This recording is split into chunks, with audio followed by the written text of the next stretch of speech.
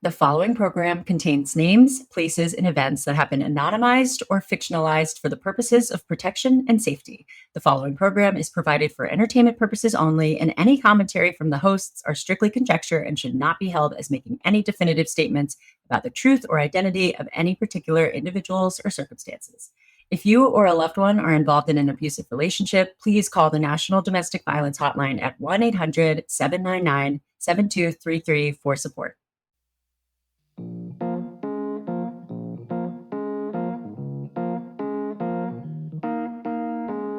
You guys, welcome to another episode of The Dating Detectives, and where I cannot take Hanna seriously because she has stuff on her face and it looks like a face mask, and she's like, it's pumpkin. And so she's like doing this like facial, like beautifying situation, and it's a podcast. No one cares what we look like. Also, happy Halloween. It's a pumpkin face mask. 'Tis the season. She did not carve pumpkins this year. She became a pumpkin. I am the little pumpkin. It's like exfoliating or something, you know. It's probably one of those things that'll make your skin like feel so pretty. But also sometimes you got to do the face masks, not because of what they do, but because of how cool it is. Like self-care. Like you just feel kind of cool. It's a girly thing. We're recording this on the Friday before Halloween. So I was like, it's Friday. I need to put a mask on before I put a bunch of fake blood on because my costume involves fake blood. Oh my God. But I can't wait to see those pictures. That's going to be awesome. Happy Halloween, everyone. We have a themed episode for you in honor of Halloween. It is Ghosting Day here at the Dating Detectives. Dun, dun, dun, dun. You guys get it? Ghosted? Like a ghosted episode for Halloween. Do you get it? We're very clever. So we have a ghosted episode today, which, by the way, I shared a ghosting episode of my own on the Patreon. So if you're not subscribed to the Patreon, go subscribe. It's $5 a month. You get 2 bonus episodes a month. But I actually shared my own ghosted episode where I was with this guy for like over a year and I got ghosted, like 100% just flat out ghosted. It was wild. So go subscribe to hear that. Breaking story, and you're amazing. And so strong. And it broke my heart. But like, it's fine now. Like, praise the Lamb, because that guy was an idiot. Like, oh man. Yeah, you look back and you're like, whew, dodged a bullet. Anyways, do you want to share with us about our guest today, Hanna? I do, because we've all had some experience with ghosting, and we wanted to talk to somebody who could not only relate to us, but also give us some insight. So we have a guest named Amanda Beck, who is a licensed clinical mental health counselor. She is such an incredible therapist. And she actually has her own ghosting story that she shared. And then we went through some ghosting stories from listeners to get her perspective. So the whole episode is just so insightful. And we really dive into why people ghost, why it's so hard to get over being ghosted, because it hits different. It's awful, and all of that stuff. And I think you guys are going to love her. With that being said, I do have a little disclaimer to read you all. So she's licensed in the states of North and South Carolina. And while she is a therapist, we do want to say it's important to note this is not therapy, and nothing shared today should be construed as a substitute for working with a qualified provider. So please check out our show notes for more on how to find a qualified therapist in your area and other resources for supporting your mental health. Thank you so much. That said, talking to Amanda was cathartic at the very least. She has her own ghosting story, which she shared with us, and then was also able to answer all of our questions about why why the fuck people do this. Yeah, it was interesting to hear what she had to say, and we can't wait to share it with you guys. So do you want to get into it? Let's hear her story.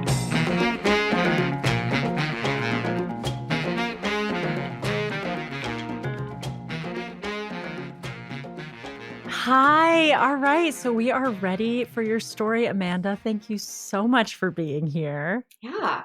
Yeah. Tell us all the things. Yeah. Boo. Scare us with this boo surprise ghost, whatever, goblin, zombie, Halloween. So this story actually goes way back. So right when I graduated from college, I moved to this very small town in rural Texas as part of a teacher corps. So I was teaching middle school at the time, and there were a whole bunch of teachers that went with this program. And when I say small town, like I grew up in rural North Carolina. I thought I understood small towns. This place was so tiny. When I went to go sign the lease paperwork for my apartment, the sort of manager apartment lady, we asked her, like, where do people go? Where do people hang out? And she was like, well, what do you mean? We're like, well, if you go on a date in this town, like, where do people go? She said, well, if he kind of likes you, he'll take you to Pizza Hut. And if he really likes you, he'll take you to Denny's. And oh boy. Oh my goodness. Listen, I'm all about a Waffle House, okay? I love a Denny's, but yeah, that doesn't feel like the first date vibe, but go off. Well, so I laughed because I thought she was kidding and she was straight faced. And I was like, oh, we're not joking. So teeny tiny town. So that meant there weren't a lot of places to rent. Most of us ended up kind of in the same apartment complex.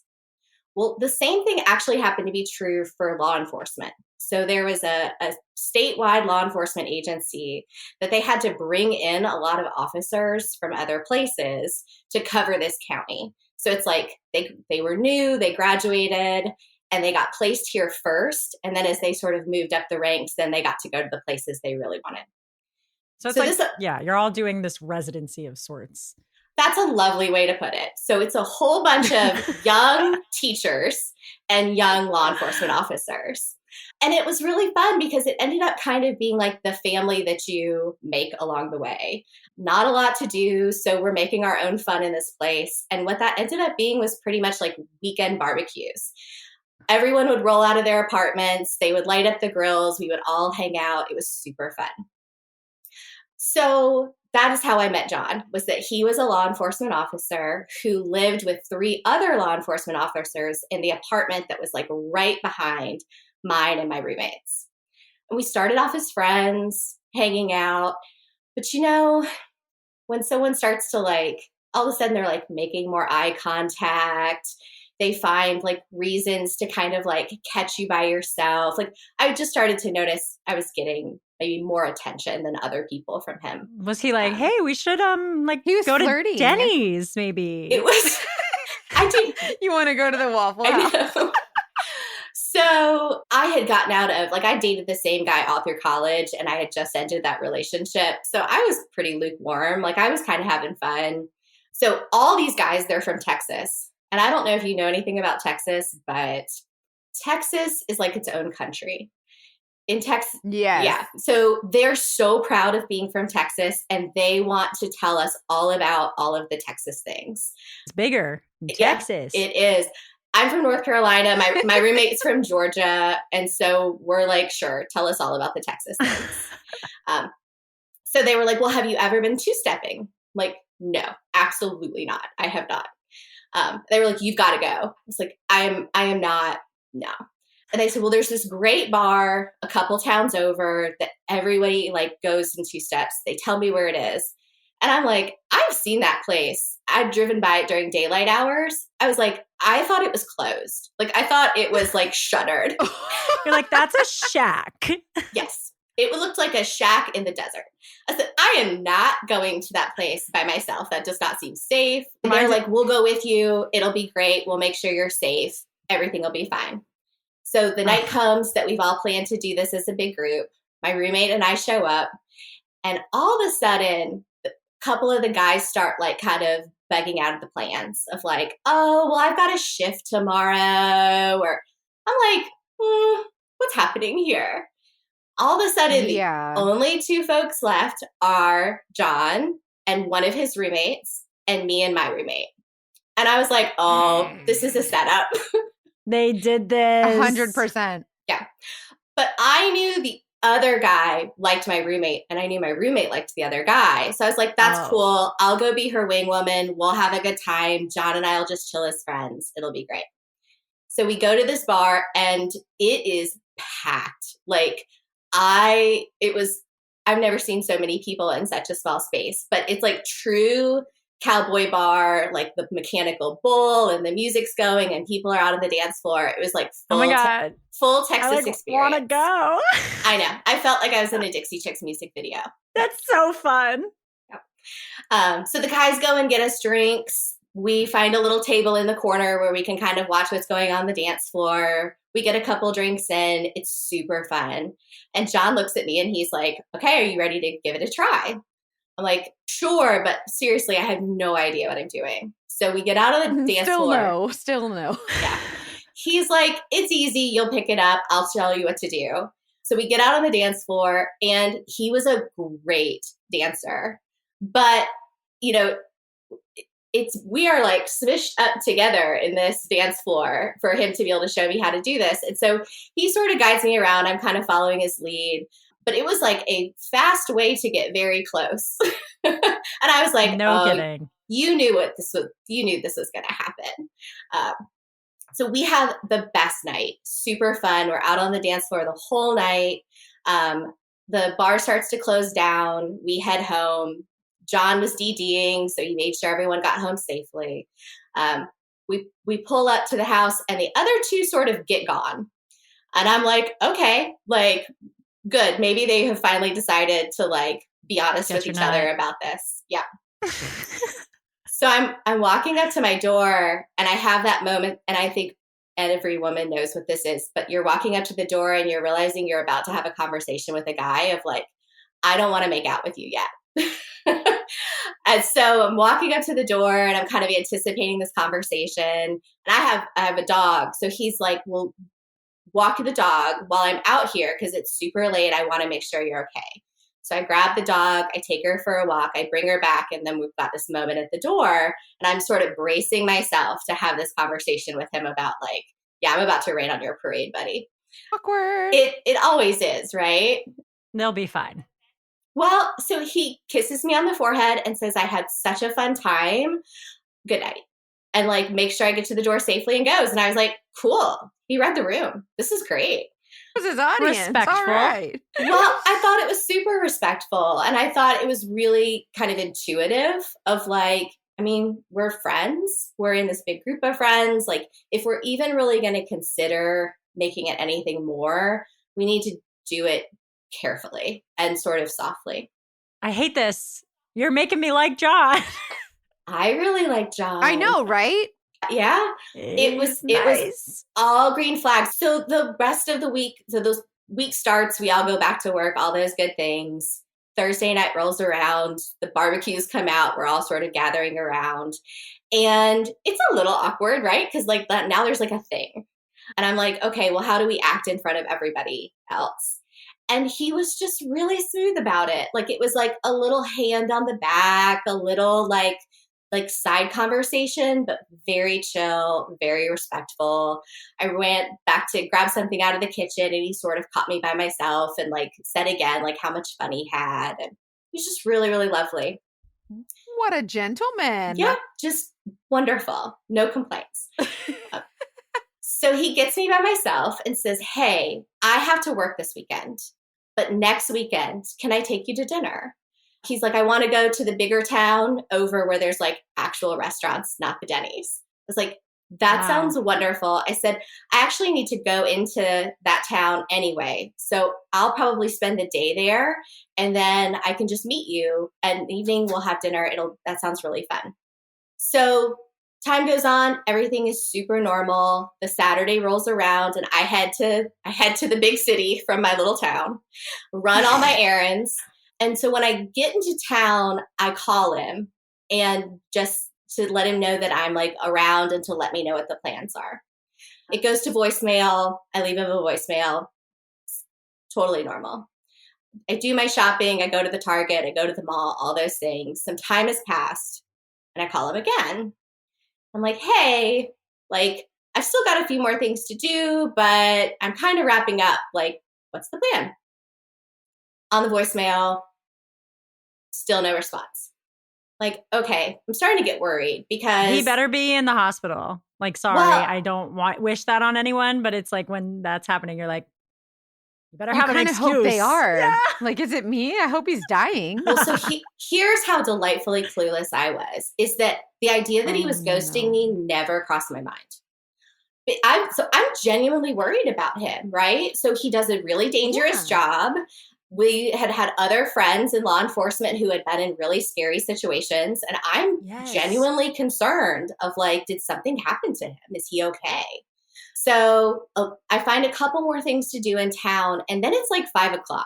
And I'm like, okay, well, I'm hungry. So we got to make something happen. So I give him one more call and I'm like, goes to voicemail. I leave him a message. I'm like, hey, like, I'm really worried. Are you okay? What's going on?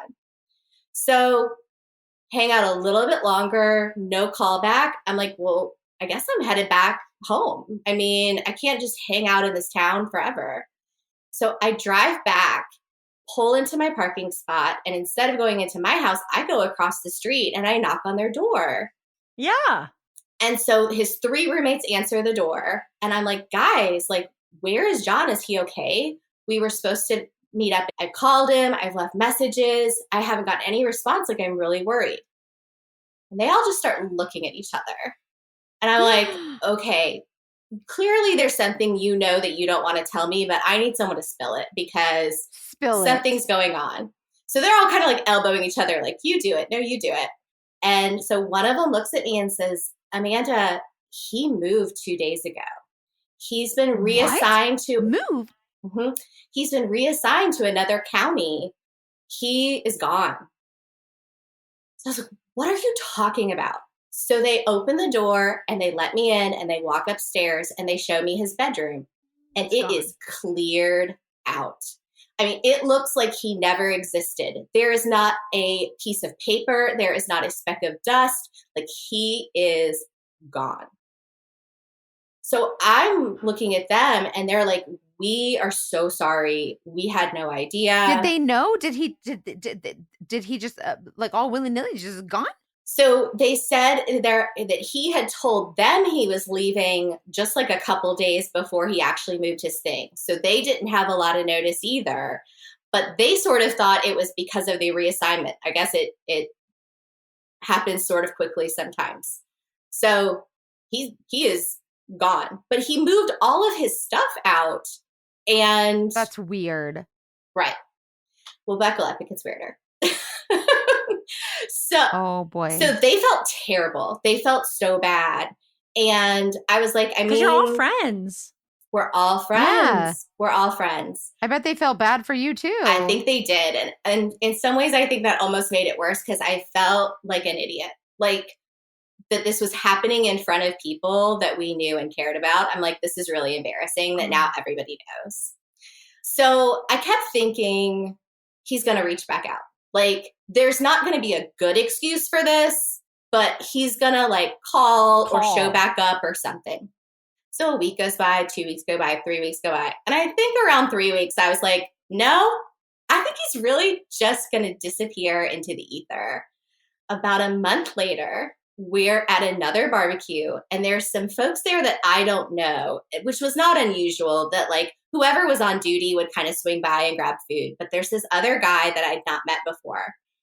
And so, you know, people are sort of talking in groups and all of a sudden this other guy says John's name. And I had not heard anything about him since he left. And I probably almost broke my neck. I like flipped around so fast, right? Mm-hmm. So I'm like eavesdropping on this conversation. And this dude is like talking like all this stuff about John and how John had an affair with this guy's wife. She also worked for the state law enforcement agency that John worked for. And they had a 6-month-old baby. So like little squishy, tiny baby. My God. Mm-hmm. Yeah. Oh, I know. So this guy is like heartbroken, but also really mad. Yeah. Are you like, hold my beer? I can join this fight. Well, I mean, I listened to him and was thinking like, I don't have a dog in this fight compared to this dude. Like, he has a tiny kid with this woman who's cheated on him. Like, I feel like I can't say anything. That's awful. Well, so I think he was pretty intoxicated because he was telling everyone his business very loudly. But he goes on to say how upset he was when he found out. And so he called John's girlfriend to let her know. Wait. And I was I'm like, sorry. What? Yeah. So John's girlfriend. So apparently he had a girlfriend back home, and he was having an affair with this guy's wife. So maybe he didn't intentionally ghost you. He just forgot about you because he had too many things going on. He had a lot going on. He was a very busy guy. Yeah. So I found out that he was having relationships with 2 other women because this guy had a little too much to drink and spilled the beans at this barbecue. I asked the guys, I was like, did you know he had a girlfriend? And they had that same look in their eyes of like, no, we had no idea. So they knew that he had a girlfriend back home in the past, but he had told them they had broken up. Okay. So He lied to everyone? To everybody. Dogfish. And Dogfish. when he left, he never communicated back with his roommates either. They all still worked for the same law enforcement agency. They had all been friends. He stopped communicating with them too. He's a magician. He just went He's a magician. disappearing act. What? Yeah, he just straight disappeared from everything. So I taught 2 years with this teacher corps, and afterwards I moved back to North Carolina. I spent a couple more years on staff with the company, and then I decided to go back to grad school to be a counselor. So now I've been a therapist for a little over 12 years, and knowing what I know now, it gives me such a different insight into what happened to me there, and then also what that looks like for other people too, because at this point in my career, I've worked with thousands of clients who have experienced all kinds of betrayal in relationships. So I think it's important to talk about, I think Mackenzie said it, like we were not in a serious committed relationship. We were in early days kind of talking. Like truly, this guy owed me very little. But I was so undone by how he disappeared. My upset over how this all happened was way greater than the meaning of the relationship. And it took me a really long time to figure out why. Yeah, I want to talk about that because I think that's so real where ghosting hits us harder than like breakups sometimes. Mm-hmm. Yeah, I just remember being so upset about this. And I think now looking back at it, I think there are a couple of reasons why. So the first is that it felt like he was going to walk back in the door at any time and we were going to like have some sort of explanation. So I think in some ways that delayed what I consider like the real end of like, okay, this door is closed. Because I kept waiting for him to turn back Waiting for the closure. Mm-hmm. And some sort of explanation, even if it was a garbage one. And so for weeks, I was just like kind of holding my breath for the phone to ring and then once I had kind of come to terms with like, okay, I don't think that's happening. It was so hard to make sense of. Like there are so many questions. I mean, you all have so many questions, right? Like I had the exact same questions in the moment of this guy seemed so caring and attentive. He seemed to operate in the world with so much integrity, like the way he did his work, the way like his loyalty, all of that was so incongruent with what I learned afterwards. And it makes you doubt yourself of like, how in the world could I have gotten it so wrong that this is who he really was?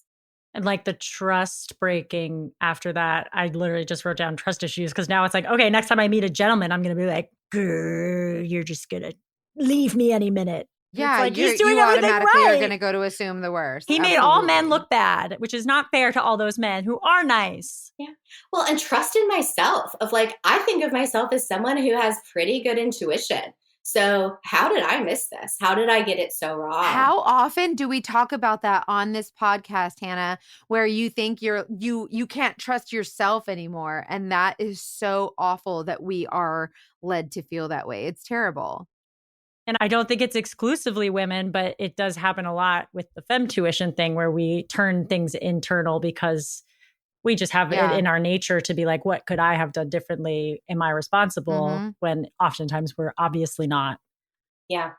And I think that touches to something else that was so hard was because like, questioning my own self-worth. Was there something I did or didn't do? Or what does this say about me that this happened to me? And now, way down the road, I know that it was never about me. This could have happened to anybody. But in my 20s, I didn't know that. And so wondering like, and that combined with like everybody knew, right? Like everyone else had watched this. It's public. That's so embarrassing. Public rejection with no explanation. It's like this big double win. It's one thing to have a breakup that's private where you're like, look, it didn't work because XYZ. We know why. This is just like no answers at all. None. Zero. So I really had to find that closure within myself because nothing externally was going to give it to me.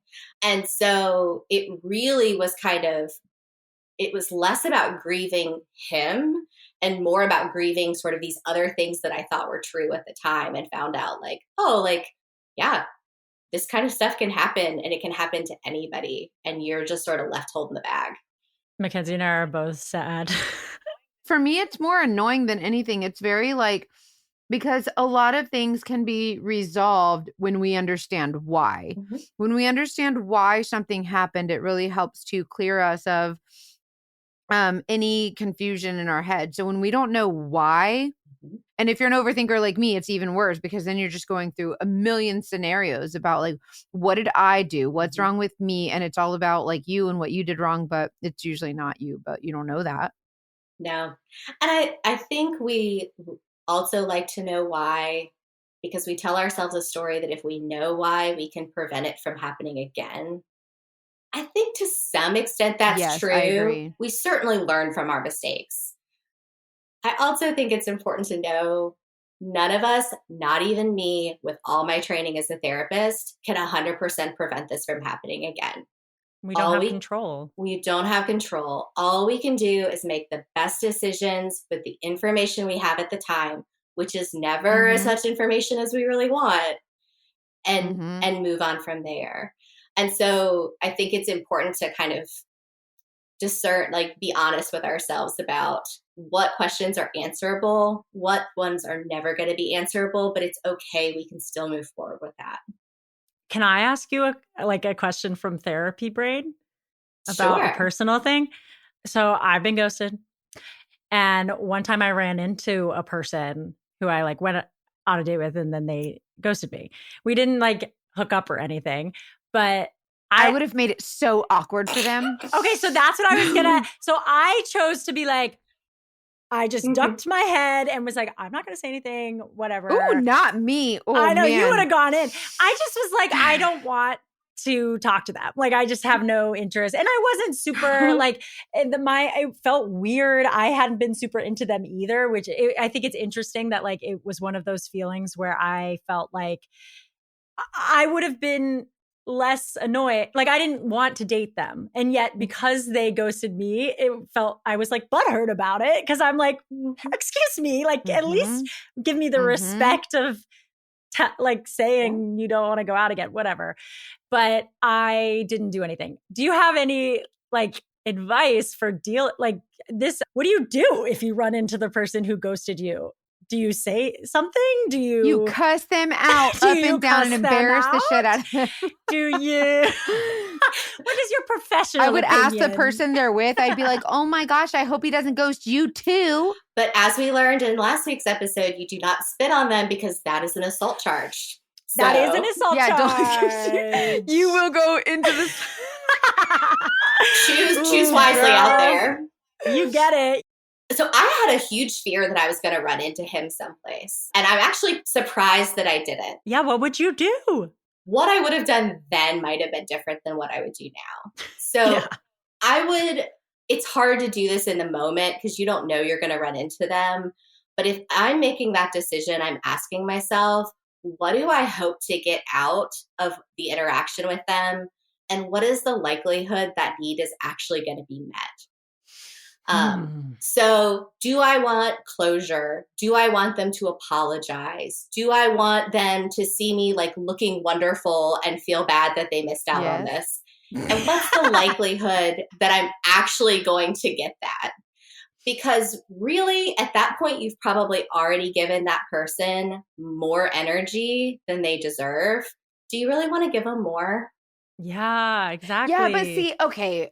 I hear what you're saying as a professional, and you're a professional, and I'm clearly not. But I am like, I am a woman scorned, right? Like Mackenzie. sometimes you have these like emotions in your head, and it's like as soon as you get them out, then you're done. Then I'm fine. But like sometimes you have to satisfy. You have to satiate that hunger to just like say the mean thing and be like, and then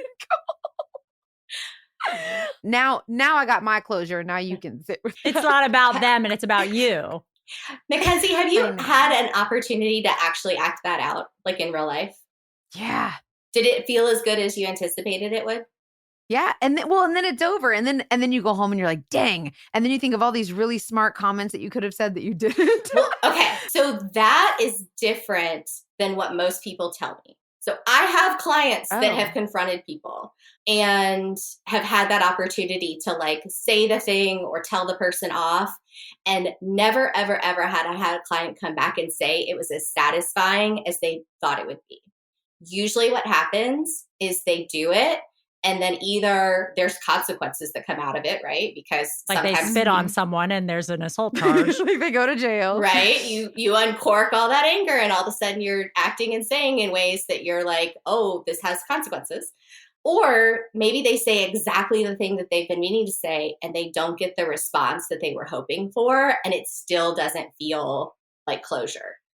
And so oftentimes, though, that's what I share with clients is like, even if you get the chance to do that, it might not feel the way you want it to feel on the other side. That closure really comes from inside of you, regardless of if you have a chance to interact with that person again. That's true. That's a really good point. And to your point, Mackenzie, like there have been times where I've written like the letter, but not sent it. And I feel like I get that satisfaction from that. That's good stuff too. Like, you know, I you feel say like it all for me for you. personally, once I say it and get it out of me, it's no longer living inside of me. It's no longer haunting me. Like it's done, then it's out. Not every time does it feel as good as I want it to, but it does give me the opportunity to get it out, whatever I was saying. And so that is satisfying. Is that this like thing I've been wanting to say when I said it? That part is satisfying. Yeah. Yeah. So you want your experience to be validated, and that's what's healing for you. There are ways you can experience that guarantee that, right? You can talk to your therapist. You can talk to a trusted friend. You can write the letter. You can validate it yourself. Those are all ways to have that same process, but with people who deserve to hold that story and that you know you will experience as supportive, as opposed to risking it on this person that's already burned you once, and you're opening the door to let them be a jerk to you again. Well, speaking of being able to talk to the person again, we have an email from a listener about this was someone who actually got to talk to that person. So y'all wanted a ghosting story for Halloween, right? That's how the email starts. Yes, we wanted ghosting stories. Here's a doozy, LMAO. That stands for laughing my ass off, which I love this already because this is exactly how I would start a letter. There's a website called FetLife. Oh, I know what FetLife is. Okay. There's a website called FetLife. I'll let y'all Google that. Anyone of age can create. You've heard of it too, right? I'm now like, yes, I know what that is as well. Anyone of age can create a profile on there listing their fetishes, what they're into, yada, yada. And you can message and communicate with folks. Even look for people near you. Boy, if that ain't open a whole can of worms when you start recognizing folks on there. I live in a small town that's 2 hours from a big city. So me and my BFF both have profiles on FetLife. And I get a message from a guy, I'll call him Michael. He lives just over an hour away. We start talking and things are going great. He says he's in security. He has 2 kids, but his ex-girlfriend is really unstable, that he lives with his grandma to take care of her. And apparently the girlfriend is always there. It's weird. He works nights, so we can't talk all day. But about 2 weeks after he first messaged me, he drove down to see me. He was kind of nerdy, kind of shy, but really hot, really sweet. So we hung out for several hours, hooked up. Yeah, I know, but it was great. Things were fine after that. We talked every day when we could. He came back to see me about a month later, and again, things are great. It's been about 3 months, and things are amazing. We're talking about our future and all the things, right? So one night in February, he invites me to drive to the big city about 2 hours from me where he works and go to work with him. He basically sits in his truck all night at a big apartment complex, making sure nothing bad happens. so we can sit together all night. It was great. We had a lot of fun and made plans for him to come to my house in 2 weeks. So the next morning I go home, I'm on cloud 9 and what have you. And when I try to text him that night after I know he should be at work, I don't get a reply. So I'm worried and even ask my bestie because she's talking to his BFF. We'll call him Chad. Well, Chad doesn't know where Michael is and can't reach him. Nobody knows where he is. He just vanishes. He stops responding on every social media thing he has. And I'm just devastated, right? Completely ghosted, wondering WTF I did wrong. So my bestie knows I'm just crushed and takes it upon herself to give my number to a guy she knows close to her neighborhood. I'm like, okay, whatever. I go on a blind date with this guy who I end up marrying. He's amazing and you couldn't pay me to give him up. But here's the twist. So almost a year after Michael disappears, my bestie texts me and says, you'll never guess who just messaged me. Yep, it was Michael. He's asking about me. She tells him I'm happily married and all the things. He's like, oh, okay. But I gotta know. I'm too damn nosy and I have to know why. So she tells him I still have the same number and he texts me like, I'm so sorry, yada, yada. Here's the story I got. The morning after I left him and went home, he goes home intending on telling his ex to get out. He's met someone and he plans on marrying her. So she actually lived with him the whole time. Oh. Supposedly, she went psycho and called the cops saying he was being violent and threatening and had him committed. How she could do that, I have no idea. Oh, and he said she broke into his phone too, and that he's been in a psych ward and the hospital all this time. All apologies. Son, I was born in the morning, but it wasn't this morning. Block. Ah! Wow. You guys, okay, so first of all, I won't make you Google FetLife. Like FetLife is like a fetish like website. It's like dating for like fetishes. It's kinky, like a whatever. dating site where you just make sure people know what you're into. Kind of also like there's forums. There's like it's a hookup site. Like I had to do a surveillance. I guess I'll have to tell this story. But I had to do a surveillance and I had to get on FetLife. I want that story so bad. Everybody does, I imagine. So, anyways. So this girl like meets this guy on here and it turns out he lives with the girl the whole time. And you guys know how when a guy says like, oh, my ex is really crazy, either he is still with her or like he has no excuses and that's all he can say is, oh, my ex is crazy. Don't listen to her. He's gaslighting. I think my red flag was that he's living with grandma so he can take care of grandma. Red flag too. I feel like maybe somewhere out there there's somebody that says that and that's actually true, but I feel like more often that is I'm living with grandma because I can't pay my own bills, not I'm actually taking care of grandma. Or some kind of excuse, especially if you met on a fetish app, that's a great excuse to have someone not come see where you live because grandma's there. And if what you're trying to do together are things that grandma might not want to hear through the wall, then he gets to now never tell you his living situation. Yeah. Oh, man. Which very well was maybe not with grandma and with this girlfriend. Hanna, you'd be so good at ghosting people. You've got it down. No!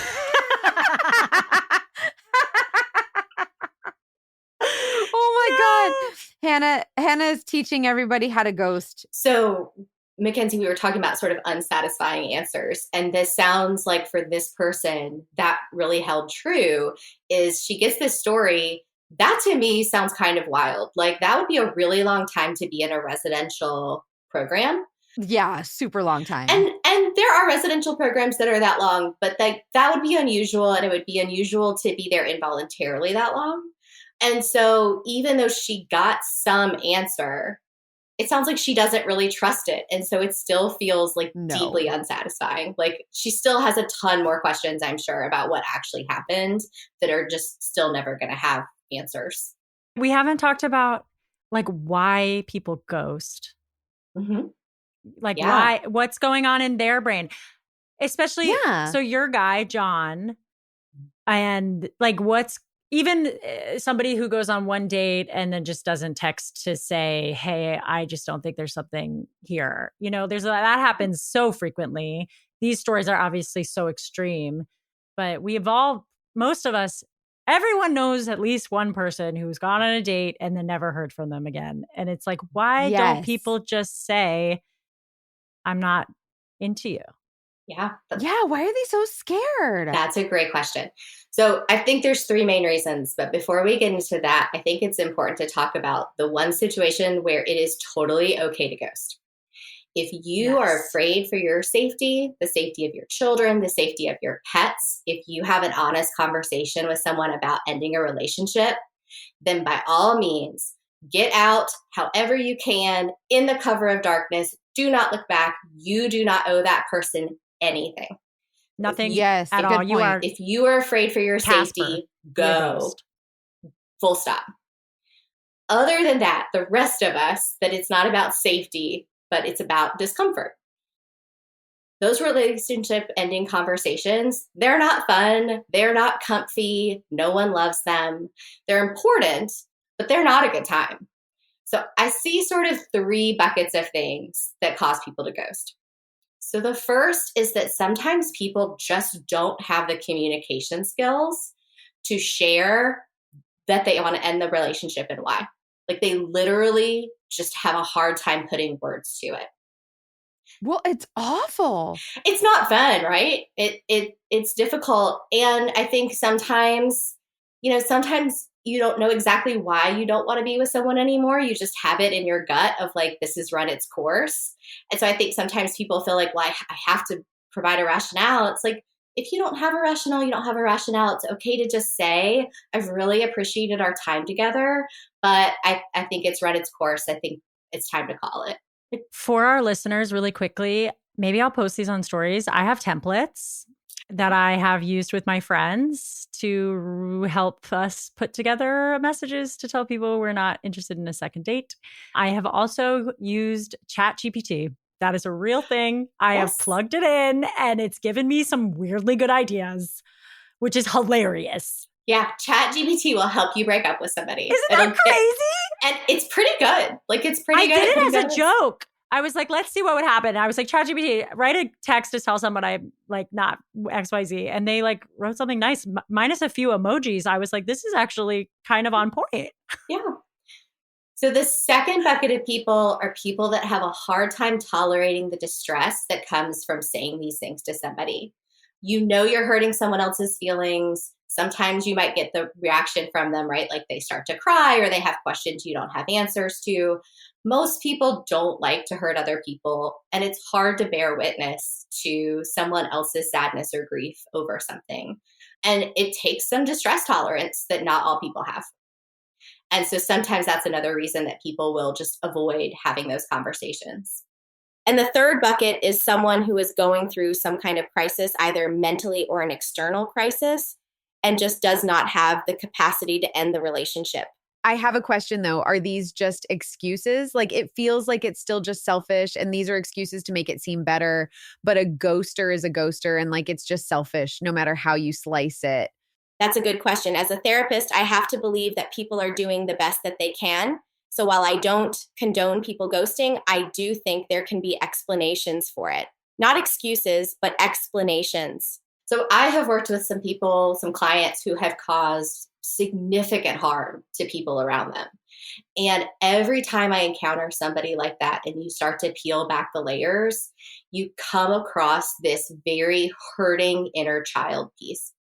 And so if you growing up were not loved, did not have meaningful connections, were hurt, that wires how you know how to connect with people. And you continue to repeat those patterns until you do the work to correct that.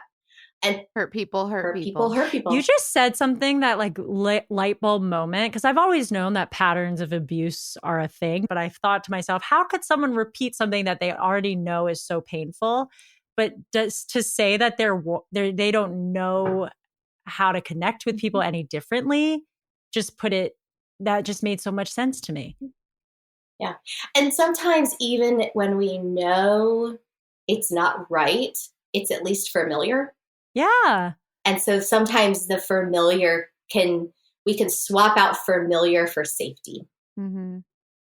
We actually have an email from a ghoster. So I'm going to read it and we'll see what we think about whether it was okay for her to ghost. Okay. I'm excited to hear this. All right. I met a guy in college, a friend of some friends. He did not attend school there, but he lived close to me right outside of Boston. I went to school in Boston too. Shout out Boston University. Okay, back to the email. So when I would go home for the weekend, we would meet up. Things got kind of serious, but we didn't really tell anyone. We were just really enjoying each other's company and we're kind of on our own level. It was romantic and sweet. We finally decided to bring our friends into our situationship. Was he my boyfriend? Looking back on it, probably. But at the time, there was not a conversation around it. And in my head, no expectations.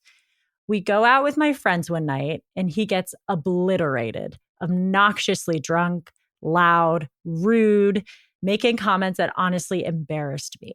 We left early and talked about it the next day. He apologized and said it was nerves. I took it at face value, but this was the very first time. And I understand being nervous and making mistakes. Around this time, I found out he had a daughter. Honestly, should have given off weird vibes, but it did not. I again understood having secrets. From Hannah's, not the email. That's a lot of empathy. I would have been like, you have a daughter?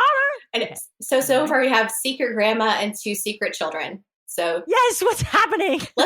This is a lot to unpack. I know. What's up with people hiding these kids? Like, let's be upfront. Or I'm a parent. That's important to know before you like sign on. I think you put that on the dating profile. Okay. Fast forward a couple months of probably more bliss. I'm sure we were both young and probably just having a ton of sex. It's my birthday. We go back out with my friends and the same experience as last time. Loud, falling over himself, obnoxious. He told my friend she was hot. And I mean, she is, but I'm standing right there. After that, I just stopped. I stopped texting and calling. I stopped going home as much, so I didn't see him out and around. He didn't come to school to see friends. And if he did, he didn't make me aware of it. It phased out eventually. We were 20 years old, maybe 21. 10 years go by. I have 2 kids. I'm engaged to get married. I'm 31 years old. I start a new job as the executive assistant at a green energy company. It's my very first day, and I'm taking a tour of the facility with my supervisor. We're talking and walking. I bump into someone and I spill coffee all down their shirt.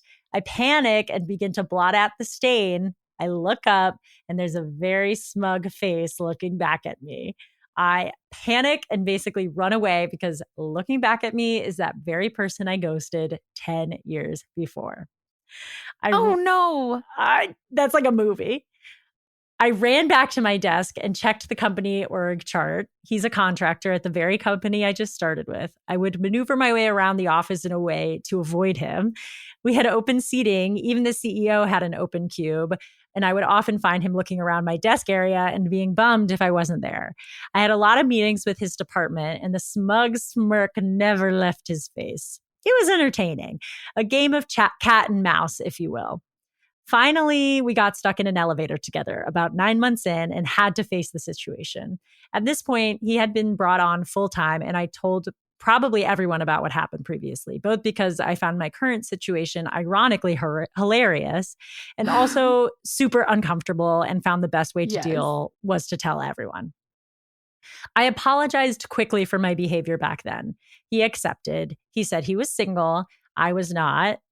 I had just gotten married a few months back, but I laughed at his forwardness. So he said he was single in a way that was like, by the way, I'm single. Interesting. Wink, wink, wink. Wink, wink.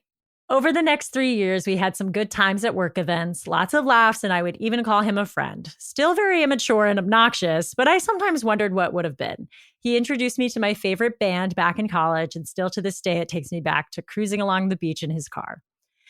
I ended up getting laid off at the beginning of COVID. My friend had to give me the awful news that not long after that, she sent bereavement flowers to his family for his loss.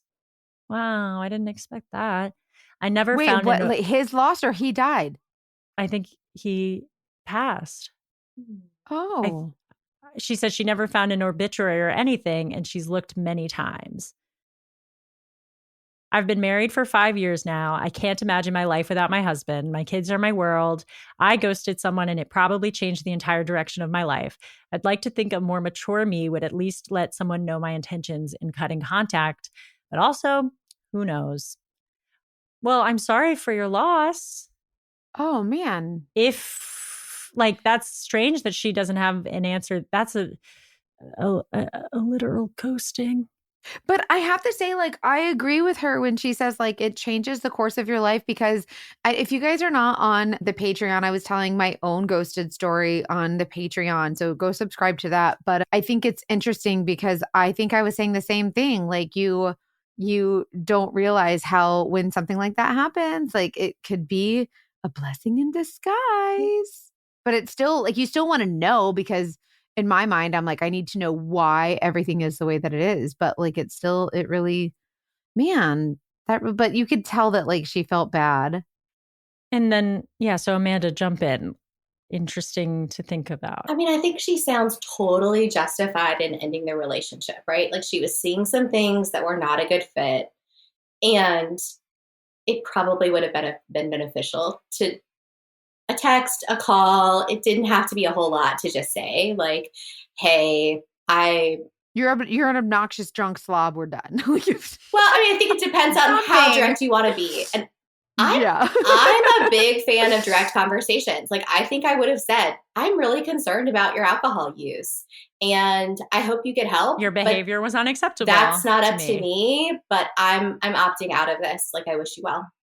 I like the way you say that so eloquently. We're just gonna, if you guys need help, we're just gonna call Amanda. Can you write my breakup text? Yeah, please? will you write the text I have to send? Well, I think that's interesting that you say that because I grew up in a family that does not have direct conversations. So I actually used to be deeply uncomfortable about having direct and honest conversations with people. So I thought I'd go be a therapist. But I'm living proof that it's a skill, not something you're born with. And so there's hope. This is just lots of practice of having those kinds of conversations. It's true. And they do get easier. They absolutely do.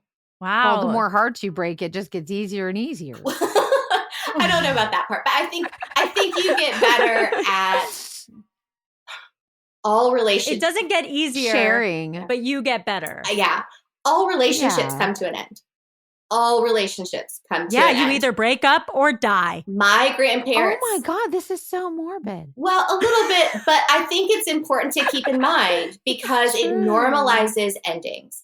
My grandparents were married for 62 years, but my grandmother passed away first, and my grandfather lived for about 9 more years. And guess what? He was hot stuff in the nursing home. Hell yeah. Good for him. The nursing home staff would find the remote control for my grandfather's TV in all these other little old ladies' apartments and kept bringing it back. And so my aunt had to label the remote because they kept going missing because my grandfather's dates would like accidentally drop them in their purse. So if we normalize that all relationships are going to come to an end, I love it. Like some of them we're going to choose, some of them the other person is going to choose, some of them are going to be just because life happens. Then I think we start to come to this, like we normalize endings. And I think that's important. That's a really good point. Where were you 20 years ago? I needed to hear We get less scared of them. Yeah, and we can get through them too. Absolutely. I mean, it can hurt intensely and you can still be okay. And just because it hurts intensely today does not mean it's going to hurt intensely forever. That's legit. That Amanda, my gracious. That's so it's so true. Do you feel like your ghosting experience, obviously it did affect you immensely, but like as you moved through that ending without closure to this day, like how did you get over the things that it made harder for you because you went through that? Yeah. That's a good question. I'm trying to think of who I dated next because that's probably the answer to that, right? Well, that makes sense. Mackenzie, I know you've talked about how it was hard for you to trust people, but having the solid relationship with your husband helped you grow. Well, that's because he's annoying and very persistent. That's the only reason that we're okay is because he would not freaking stop. But if that was not the case, I probably wouldn't. He was I just don't trust anybody. Dependable. I just feel like everybody, like people it's just so easy for people to just like ghost you and leave and just like walk away. And it's like, I don't so- understand why it's so easy for people to do that. Amanda, how did you trust people again? Yeah, so I don't think that it shook my trust in other people as much as it shook my trust in myself. And so I think part of that was just normalizing of like, yeah, you can't predict the future. And it is unfair to have that expectation of yourself. And so just entering the next relationship with like, let's just see how it goes. Trust is built in small ways over extended periods of time, and just giving myself permission to like, let's just feel it out and see. Like John revealed who he was over time. This next person, like, let's just stay in tune and see what happens, and trust that if I start to get the ick, that's probably telling me something, and I can change my mind at any time and be like, hey, this has been nice, but I'm out. Thanks. There's a saying I heard. It says, they say, when people show you their true colors, believe them the first time. And it's like when people start to give you that you said the ick, those red flags, the ick, whatever you call it, like femtuition, like when someone tells you, just believe them the first time. And I think a lot of ghosting can probably be avoided that way. I think it can. And I think we also have to be really careful about the stories that we tell ourselves. So sometimes we create these stories about what we want someone to be, what we want a relationship to be, and it gets in the way of us seeing who they actually are or what this relationship actually is. Being honest with yourself about what am I actually seeing and experiencing, letting go of the expectations I might want to put on this so that I can be truthful about how I'm responding to the information I'm actually getting. Because how often do people meet people and they're like, oh my gosh, I want this to be the one. I want it to be the one. And we create it. Then they start. And you ignore the bad stuff. They do. They start collecting all the evidence that supports that story. They start ignoring all the things that don't support that story. And then they are devastated when reality doesn't line up with the story they told themselves. So we have to be honest with ourselves about what are we really observing? How are we really experiencing it? Not what we want it to be. And that's such a good point. I know that I've done that a million times in relationships. Is there any truth to also using that kind of fantasy building? Because to me, that's kind of what you're doing. I feel like I do that because of how afraid I am of not knowing and not having control over whether or not something is going to work. Like what you've said is that we don't know. We never know. Every relationship, we don't have control over most of it. And I'm dealing with it right now where I'm just like, I am so scared of the fact that I don't get to see the ending. And you just have to relinquish that. But I think I use like creating this projection of what I'm wanting as a way to like build out the ending for myself. Does that make sense? It absolutely does. It's giving you the fantasy of control. And that's actually a distress. The fantasy of control. I love that fantasy. Wow. I'm sure. I love control. I'm sure it's beautiful. I'm sure that it is like a gorgeous Hallmark movie. However, we as humans want to have more control than we do in this world. We grasp for it at every place. It makes us really anxious to think about actually how little control we have in this world. However, what I go back to when I'm starting to feel that like, wow, look at all the pieces of this puzzle that I don't know how it's going to turn out, is I have faith in myself. Whatever happens, I will figure it out. I have been figuring it out for years. I have gone through so many things that I have not anticipated, that I could not have predicted, that have been really difficult. And I'm still here and I'm doing great. And so if I could do all those things, whatever might be coming down the pipe, I might not know what it is, but I can trust myself that I will figure it out. Absolutely. That's such a good point. Thank you so much, Amanda. And she's preaching. It summed it up also because ghosting is the ultimate easy example of we do not have control. Sometimes people are just not going to text us back and we can get through that. Fuck them, but we can get through that. And the other piece is it does not say anything about you that these people do it. When I have clients who ghost other people, which I want you to know as their therapist, I never endorse. So if one of my clients has ghosted you, I need you to know I did not co-sign to that. But it happens, right? Not everyone listens to their therapist. You don't have control over everything. I also don't have control over my clients. But also want people to hear that it's complicated for clients too. Like when people tell me that they've done this to people, and Hanna sort of shared, right? Like it wasn't easy for you to ghost that person. You're still thinking about the impact it had. You don't feel good about it. I think it looks easy from the outside, but I actually think for lots of people that do the ghosting, it's complicated for them too. Damn. Mackenzie, she's good. I know. I like it. Amanda, you are coming back anytime you want. Oh, I'm so happy to hear that. Amanda, it has been such a pleasure having you on the podcast. And I've loved everything that you've said and every bit of insight you've given. And I appreciate it so much. And we would love to have you back sometime if you'll come. I would love that. Thank you so much for having me. And I just love normalizing this experience for people and letting folks out there know who've experienced this. Like, it is not you. You are not alone. You are in wonderful company. Yeah, we've all seen ghosts. Ghosts are real, and we can't control them. And some zombies that come back 10 years later, apparently. Zombies come back, so true. I like calling them zombies. That's really funny. Oh my but thank you God. so much, Amanda. It's been a real pleasure. Thank you so much. So nice to meet you.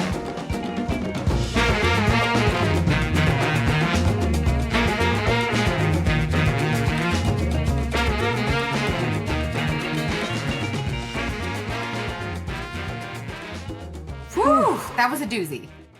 It's so grateful. But I really loved that she's a therapist talking about her own ghosting stories and kind of helping us figure out like why people ghost. And it was very educational. I learned so much. Yeah.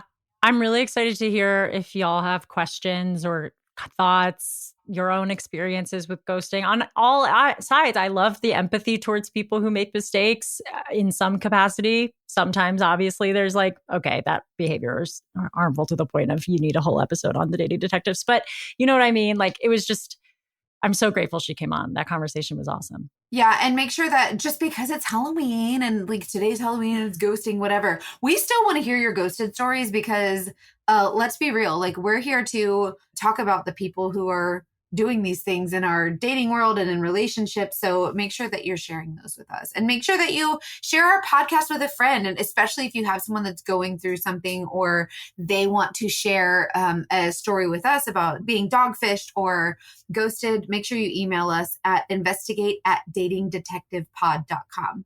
All the socials were Dating Detectives Podcast, and we have our website up now. If you haven't already checked, we have the datingdetectives.com is no, the datingdetectivespodcast.com. My bad. Let me You try guys, that again. we never know if there's like an S or whatever. The datingdetectivespodcast.com. One day we're going to get it right for you guys. But it's all, just go to the thing. Just go to the social. You can just click the links or whatever. You can find it. It's easy. But we hope you have a beautiful Halloween weekend without any ghosting other than the ghosts on the street in cute costumes. Be safe. I will be checking and stealing all of my son's candy. And no matter what you do, trust your intuition. Bye.